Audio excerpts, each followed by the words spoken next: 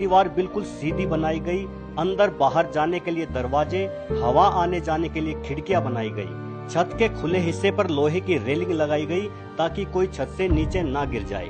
नीचे से ऊपर और ऊपर से नीचे जाने के लिए सीढ़ियां बनाई गई। ये सब व्यवस्था ही तो है।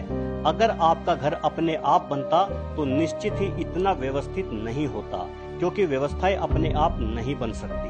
अब आप प्रकृति की तरफ देखिए, क्या आपको इसमें कोई व्यवस्था नहीं दिखती? जब बच्चा पैदा होता है तो वो कुछ नहीं खा सकता, तो स्वतः माँ के स्तनों में दूध उतर आता है। सिर्फ इतना ही नहीं, जो बच्चा अभी अभी पैदा हुआ है तुरंत अपनी माँ के सीने से लगते ही खुद ब खुद दूध पीने के लिए अपना मुंह चलाने लग जाता है। क्या यह कोई व्यवस्था नहीं है? हम ऑक्सीजन लेकर कार्बन डाइऑक्साइड छोड़ते हैं, वही पेड़ कार्बन डाइऑक्साइड लेकर ऑक्सीजन हमें देते हैं। क्या यह कोई व्यवस्था नहीं है? हमारी पृथ्वी 23 डिग्री पर झुकी हुई है, जिससे मौसम बदल सके। गर्मी पड़ती है तो समुद्र से जलवाष्प उड़कर बारिश होती है और सभी जीव जंतुओं की प्यास बुझती है। ये सब कितनी शानदार व्यवस्थाएं हैं। निश्चित तौर पर ये व्यवस्थाएं अपने आप नहीं बन सकती। जिस प्रकृति ने ये सब बनाया है उसे आप भगवान, अल्लाह, गॉड, वाहेगुरु कुछ भी कह सकते हो। ये आपकी मान्यता पर निर्भर करता है। लेकिन दोस्तों, फिर सवाल ये उठता है कि अगर भगवान ने हमें बनाया तो फिर भगवान को किसने बनाया? भगवान कहाँ से आया? तो दोस्तों, इस सवाल का जवाब खोजने से पहले मैं आपको कुछ दिखाना चाहता हूँ।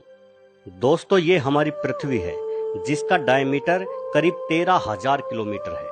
पृथ्वी से करीब 17 गुना बड़ा ग्रह नेपच्यून है।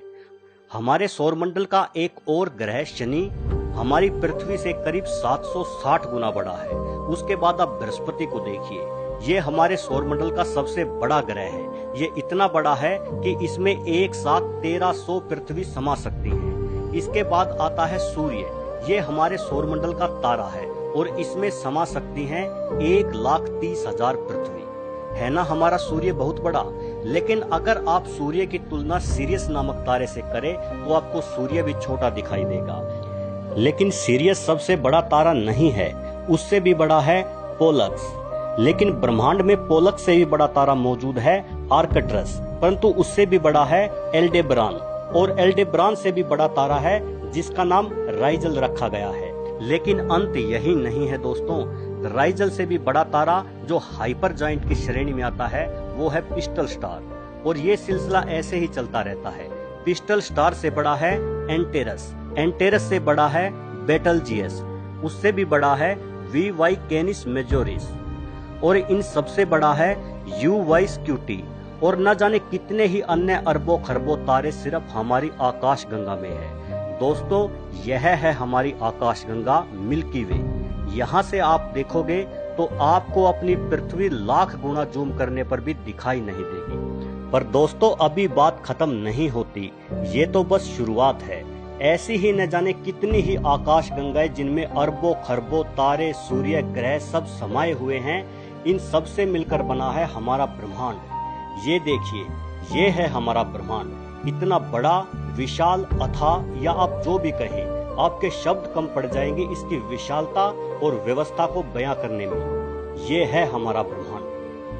खैर दोस्तों, अब हम फिर से उसी बात पर आते हैं कि अगर भगवान ने हमें बनाया तो फिर भगवान को किसने बनाया? तो दोस्तों, इसका जवाब देना नामुमकिन है, लेकिन फिर भी जवाब बड़ा सीधा है। दोस्तों, अगर आप गधे को ये समझाओगे कि थॉमस एडिसन ने बल्ब कैसे बनाया तो वो नहीं समझ पाएगा। अगर आप गधे को ABCD सिखाओगे तो इन 26 अक्षरों को वो नहीं सीख पाएगा। ठीक वैसे ही इस ब्रह्मांड की विशालता और व्यवस्था के सामने हम गधे हैं। हम ये कभी नहीं समझ पाएंगे कि भगवान क्या है और उसने सृष्टि की रचना क्यों की है।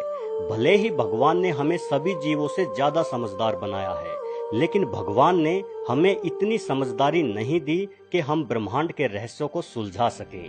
खुद को गधा कहलवाने पर बुरा मत मानना दोस्तों, पर सच कहूँ मुझे तो ऐसा लगता है कि हम गधे से भी ज्यादा गए गुजरे हैं, क्योंकि हम भगवान को लेकर आपस में ही लड़ते रहते हैं। हर धर्म के लोग कहते हैं कि मैं अपने धर्म की रक्षा कर रहा हूँ, अपने भगवान की रक्षा कर रहा हूँ। अरे भाई, तू उसकी रक्षा कर रहा है जिसने ये विशाल ब्रह्मांड बनाया।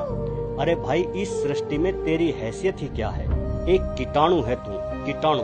तुझे क्या लगता है कि जो पल भर में तुझे खाक में मिला सकता है उसे तेरी रक्षा की जरूरत है? कोई कहता है यहाँ राम मंदिर बनेगा, तो कोई कहता है नहीं यहाँ मस्जिद बनेगी।